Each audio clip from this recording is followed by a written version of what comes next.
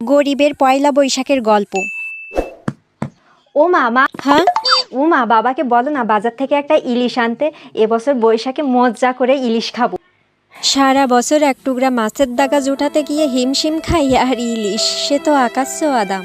ও মা, জানো আমাদের পাশের বাড়ি সোনারা আছে না, ওরা বৈশাখের দিনে গরম ভাত আর ইলিশ খায়, আর সাথে একটা ছোট্ট লঙ্কা। টেস্ট! বাবাকে বলো না মা বাজারে যেতে একটা ইলিশ আনতে। ও মা, এবছরেও আমরা মজা করে গরম ভাত আর ইলিশ খাবো। আচ্ছা ঠিক আছে, আমি তোর বাবাকে বলে দেখবো খন। কই গো, শুনছো? হ্যাঁ বলো।